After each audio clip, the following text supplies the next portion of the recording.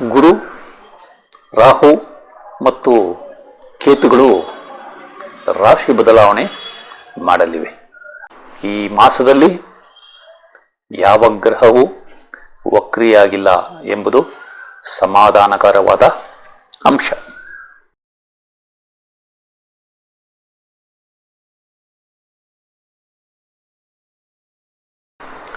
ಆತ್ಮೀಯರೇ, ತಮಗೆಲ್ಲ astro secret by Shiva ಚಾನಲ್ಗೆ ಆತ್ಮೀಯ ಸ್ವಾಗತ. ತಾವೆಲ್ಲ ಪ್ರೀತಿ ಮತ್ತು ವಿಶ್ವಾಸದಿಂದ ಈ ಚಾನಲನ್ನು ವೀಕ್ಷಣೆ ಮಾಡುತ್ತಿದ್ದೀರಿ. ಅದಕ್ಕಾಗಿ ತಮಗೆಲ್ಲ ತುಂಬು ಹೃದಯದ ವಂದನೆಗಳನ್ನ ಸಲ್ಲಿಸುತ್ತಿದ್ದೇನೆ. ನನ್ನ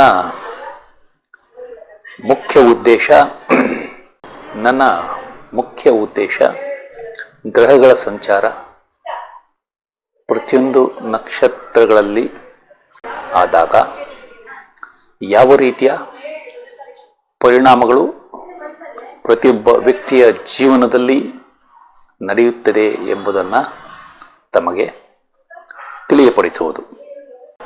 ಈ ವಿಷಯಗಳನ್ನು ತಾವು ಪಾಲಿಸಿ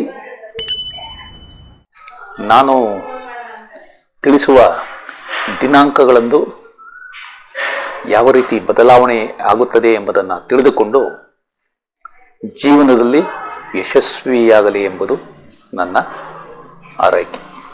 ಚಾನಲನ್ನು ತಾವು ಇಷ್ಟಪಟ್ಟರೆ ತಮ್ಮ ಬಂಧು ಮಿತ್ರರಿಗೆಲ್ಲ ಶೇರ್ ಮಾಡಿ, ಅವರೂ ಸಹ ಈ ಚಾನಲ್ಗೆ ಚಂದಾದಾರರಾಗಲು ಸಹಾಯ ಮಾಡಿ. ಈಗ ಕಳೆದ ಮಾಸದಲ್ಲಿ ನಾನು ತಿಳಿಸಿರುವ ದಿನಾಂಕದಂದು ಯಾವ ರೀತಿ ಬದಲಾವಣೆ ಆಗಿದೆ ಎಂಬುದನ್ನು ಸಂಕ್ಷಿಪ್ತವಾಗಿ ತಿಳಿದುಕೊಳ್ಳೋಣ.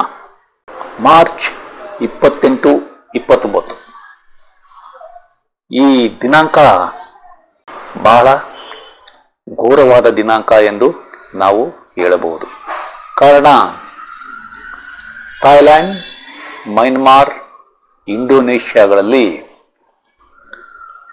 7.7ರಿಂದ 7.9 ತೀವ್ರತೆ ಇರುವ ಭೂಕಂಪನ ಸಂಭವಿಸಿ ಸಾವಿರಾರು ಜನರು ತಮ್ಮ ಪ್ರಾಣವನ್ನು ತ್ಯಜಿಸಿದ್ದಾರೆ. ಅಂದು ಅಮಾವಾಸ್ಯೆ ಮತ್ತು ಸೂರ್ಯಗ್ರಹಣ ಇತ್ತು ಎಂಬುದು ತಾವು ಅರ್ಥ ಮಾಡಿಕೊಳ್ಳಿ. ಅದೇ ರೀತಿ ಏಪ್ರಿಲ್ 2ನೇ ತಾರೀಕು ಡೊನಾಲ್ಡ್ ಟ್ರಂಪ್, ಅಮೆರಿಕದ ಅಧ್ಯಕ್ಷರು, ಟ್ಯಾಕ್ಸ್ ಬಗ್ಗೆ ಘೋಷಣೆಯನ್ನ ಮಾಡಿದ್ದಾರೆ. ಆ ಘೋಷಣೆಯಿಂದ ಪ್ರತಿಯೊಂದು ದೇಶದಲ್ಲಿಯೂ ಕೋಲಾಹಲ ಎದ್ದಿದೆ. ವ್ಯವಹಾರಗಳು ಬಹಳ ಏರುಪೇರು ಕಂಡಿವೆ. ಇದನ್ನು ತಾವು ಅರ್ಥ ಮಾಡಿಕೊಳ್ಳಿ. ಕ್ರಿಕೆಟ್ ವಿಷಯಕ್ಕೆ ಬಂದರೆ, ಏಪ್ರಿಲ್ 10ರಂದು KL ರಾಹುಲ್ ರವರು 53 ಬಾಲ್ಗಳಲ್ಲಿ 93 ರನ್ನನ್ನು ಬೆಂಗಳೂರಿನ ಚಿನ್ನಸ್ವಾಮಿ ಕ್ರೀಡಾಂಗಣದಲ್ಲಿ ಹೊಡೆದು ಅದ್ಭುತ ಬ್ಯಾಟಿಂಗ್ ಪ್ರದರ್ಶನ ಮಾಡಿದ್ದಾರೆ. KL ರಾಹುಲ್ ಬಗ್ಗೆ ಕಳೆದ ಹಲವಾರು ವಿಡಿಯೋಗಳಲ್ಲಿ ನಾನು ವಿವರಣೆ ನೀಡಿದ್ದೇನೆ. ಅದೇ ರೀತಿ ಏಪ್ರಿಲ್ 12ರಂದು ಅಭಿಷೇಕ್ ಶರ್ಮಾ 55 ಬಾಲ್ಗಳಲ್ಲಿ 141 ರನ್ ಬಾರಿಸಿ ಅದ್ಭುತ ಆಟ ಆಡಿದ್ದಾರೆ. ಇವರ ಬಗ್ಗೆಯೂ ಸಹ ಕಳೆದ ವಿಡಿಯೋಗಳಲ್ಲಿ ನಾನು ಉಲ್ಲೇಖ ಮಾಡಿದ್ದೆ. ಇನ್ನು ಸ್ಟಾಕ್ ಮಾರ್ಕೆಟ್ಗೆ ಬಂದರೆ, ಮಾರ್ಚ್ 25ರಂದು 23,869 ಹೈ ನಲ್ಲಿ ಇದ್ದ ನಿಫ್ಟಿ ಏಪ್ರಿಲ್ 7ರಂದು 21,743ಕ್ಕೆ ಕುಸಿದಿತ್ತು. ಅಂದರೆ ಮಾರ್ಚ್ 25ರ ನಂತರ ಹಾಗೂ ಏಪ್ರಿಲ್ 7ರ ದಿನಾಂಕಗಳ ಮಧ್ಯೆ 1507 ಅಂಕಗಳ ಕುಸಿತ ಕಂಡಿತ್ತು.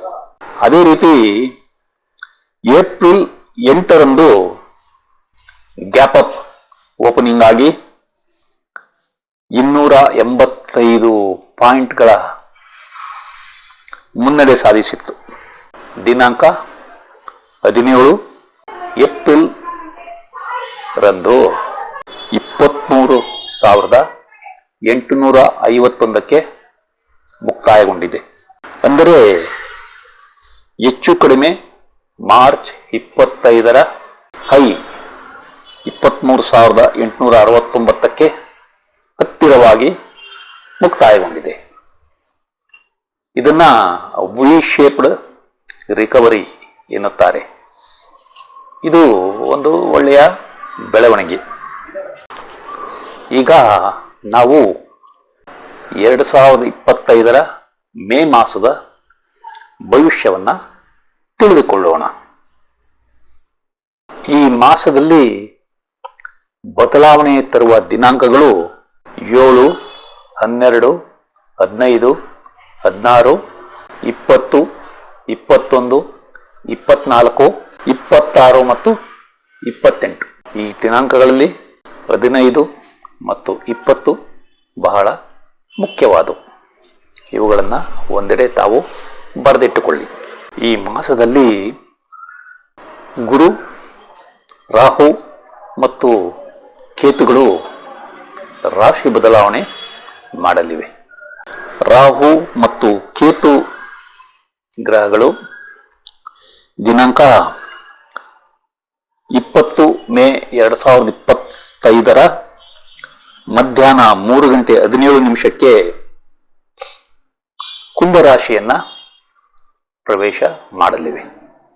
ಅದೇ ರೀತಿ ಗುರುಗ್ರಹ 14 ಮೇ 2025ರ ಮಧ್ಯರಾತ್ರಿ 1:56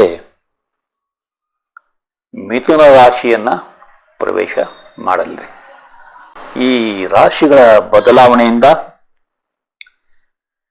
ಪ್ರತಿಯೊಬ್ಬ ವ್ಯಕ್ತಿಯ ವೃತ್ತಿ ಮತ್ತು ಸಂಬಂಧಗಳಲ್ಲಿ ಬದಲಾವಣೆ ಆಗುವುದು ಗ್ಯಾರಂಟಿ. ಇದನ್ನ ತಾವು ಅರ್ಥ ಮಾಡಿಕೊಳ್ಳಿ. ಈ ಮಾಸದಲ್ಲಿ ಯಾವ ಗ್ರಹವೂ ವಕ್ರಿಯಾಗಿಲ್ಲ ಎಂಬುದು ಸಮಾಧಾನಕರವಾದ ಅಂಶ.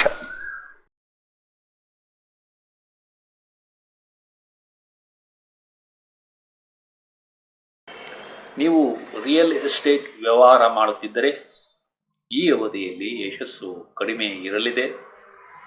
ನೀವು ಕೃಷಿಕರಾಗಿದ್ದರೆ ನಿಮಗೆ ಲಾಭ ಕಡಿಮೆ ಸಿಗಲಿದೆ. ನಿಮಗೆ ಕೆಲಸದಲ್ಲಿ ಯಶಸ್ಸು ಕಷ್ಟವಾಗಲಿದೆ. ಈ ಅವಧಿಯಲ್ಲಿ ನಿಮಗೆ ಕಾರ್ಮಿಕರ ಸಹಕಾರ ಸರಿಯಾಗಿ ಸಿಗುವುದಿಲ್ಲ. ನೀವು ಈ ಅವಧಿಯಲ್ಲಿ ಸಾಲವನ್ನ ಕೊಡಬೇಡಿ, ಏಕೆಂದರೆ ಕೊಟ್ಟ ಸಾಲ ವಾಪಸ್ ಸಿಗುವುದು ನಿಧಾನವಾಗಲಿದೆ. ನಿಮ್ಮ ತಾಯಿಗೆ ಸಂಕಟಗಳು ಜಾಸ್ತಿಯಾಗಿ ಆರೋಗ್ಯ ಸಮಸ್ಯೆ ಬರಬಹುದು. ನಿಮ್ಮ ಮನೆಯಲ್ಲಿ ಅಶಾಂತಿಯ ವಾತಾವರಣ ಕಂಡುಬರಲಿದೆ. ನೀವು ವಾಹನ, ಜಮೀನು ಅಥವಾ ತೋಟ ಖರೀದಿಗಾಗಿ ಯತ್ನಿಸಿದರೆ ಈ ಅವಧಿಯಲ್ಲಿ ಯಶಸ್ಸು ಸಿಗುವುದಿಲ್ಲ. ನಿಮ್ಮ ದ್ವೇಷ ಮತ್ತು ಅಸೂಯೆಗಳು ಈ ಅವಧಿಯಲ್ಲಿ ಜಾಸ್ತಿಯಾಗಲಿವೆ. ನಿಮಗೆ ವ್ಯಾಪಾರದಲ್ಲಿ ಅಥವಾ ಕಚೇರಿಯಲ್ಲಿ ಬಾಕಿ ಬರಬೇಕಾದ ಹಣ ನಿಮ್ಮ ಕೈ ಸೇರುವುದು ನಿಧಾನವಾಗಲಿದೆ. ನಿಮ್ಮ ತಂದೆಯ ಕೆಲಸ ಅಥವಾ ವ್ಯಾಪಾರದಲ್ಲಿ ಯಶಸ್ಸು ನಿಧಾನವಾಗಲಿದೆ. ನಿಮ್ಮ ಪಾಲುದಾರರು ವ್ಯವಹಾರದಲ್ಲಿ ನಿಧಾನವಾಗಿ ಹೂಡಿಕೆ ಮಾಡಿದರೂ ಅವರಿಗೆ ಒಳ್ಳೆಯ ಲಾಭ ಸಿಗಲಿದೆ. ನಿಮ್ಮ ಕಾಯಿಲೆಗಳು ಕಡಿಮೆಯಾಗಲಿವೆ. ನೀವು ಸಾಲಕ್ಕಾಗಿ ಯತ್ನಿಸಿದರೆ ಈ ಅವಧಿಯಲ್ಲಿ ಅದು ಸಾಧ್ಯವಿಲ್ಲ. ನಿಮ್ಮ ಮದುವೆ ನಿಶ್ಚಯ ನಿಧಾನವಾಗಲಿದೆ. ನಿಮ್ಮ ಸಂಗಾತಿಯೊಂದಿಗೆ ಕಿರಿಕಿರಿಯನ್ನು ಅನುಭವಿಸುತ್ತೀರಿ. ನೀವು ನಿಮ್ಮ ವ್ಯವಹಾರದಲ್ಲಿ ಪಾಲುದಾರಿಕೆ ಮಾಡುತ್ತಿದ್ದರೆ ಪಾಲುದಾರರ ಜೊತೆ ಜಾಗೃತವಾಗಿ ವ್ಯವಹಾರ ಮಾಡಿ. ನೀವು ಈ ಅವಧಿಯಲ್ಲಿ ಪ್ರೀತಿಸಿ ಮದುವೆಗಾಗಿ ಯತ್ನಿಸಿದರೆ ಅದು ಸಾಧ್ಯವಿಲ್ಲ. ನೀವು ಈ ಅವಧಿಯಲ್ಲಿ ಸಮಾಜದಲ್ಲಿ ಮುಕ್ತವಾಗಿ ಬೆರೆಯುವುದಿಲ್ಲ. ನೀವು ವಿದೇಶದಲ್ಲಿನ ಯಶಸ್ಸು ಮತ್ತು ಸಂಬಂಧಗಳ ಬಗ್ಗೆ ಹುಷಾರಾಗಿರಿ. ನಿಮಗೆ ಬಲಿಷ್ಠ ಶತ್ರುಗಳ ಕಾಟ ಹೆಚ್ಚಾಗಲಿದೆ. ನೀವು ಕೆಲಸದಿಂದ ವಜಾ ಅಥವಾ ಕಡ್ಡಾಯ ನಿವೃತ್ತಿ ಆಗಬಹುದು. ಜಾಗ್ರತೆ. ನೀವು ಸಿನಿಮಾ ಅಥವಾ ಧಾರಾವಾಹಿಗಳಲ್ಲಿ ಕೆಲಸ ಮಾಡುತ್ತಿದ್ದರೆ ಮತ್ತು ಕ್ರೀಡಾಪಟುವಾಗಿದ್ದರೆ ಈ ಅವಧಿಯಲ್ಲಿ ಯಶಸ್ಸು ಕಡಿಮೆ ಇರಲಿದೆ. ನಿಮ್ಮ ಸ್ಟಾಕ್ ಮತ್ತು ಶೇರ್ ವ್ಯವಹಾರಗಳಲ್ಲಿ ಯಶಸ್ಸು ನಿಧಾನವಾಗಲಿದೆ. ನೀವು ಕಾಂಟ್ರಾಕ್ಟ್ ಮಾಡುತ್ತಿದ್ದರೆ ಲಾಭ ಕಡಿಮೆ ಇರಲಿದೆ. ನಿಮ್ಮ ಪ್ರಯಾಣಗಳು ಕಿರಿಕಿರಿಯಿಂದ ಕೂಡಿರುತ್ತವೆ. ಈ ವಿಡಿಯೋವನ್ನು ಕೊನೆಯವರೆಗೂ ನೋಡಿದ ತಮಗೆಲ್ಲ ವಂದನೆಗಳು. ಈ ವಿಡಿಯೋದಲ್ಲಿರುವ ವಿಷಯಗಳು ತಮಗೆ ಇಷ್ಟವಾದರೆ ಈ ವಿಡಿಯೋವನ್ನು ತಮ್ಮ ಬಂಧು ಮಿತ್ರರಿಗೆಲ್ಲ ಶೇರ್ ಮಾಡಿ, ಅವರೂ ಸಹ ಈ ಚಾನಲ್ಗೆ ಸಬ್ಸ್ಕ್ರೈಬ್ ಆಗುವಂತೆ ಮಾಡಿ ಎಂದು ಕೋರುತ್ತಿದ್ದೇನೆ. ವಂದನೆಗಳು.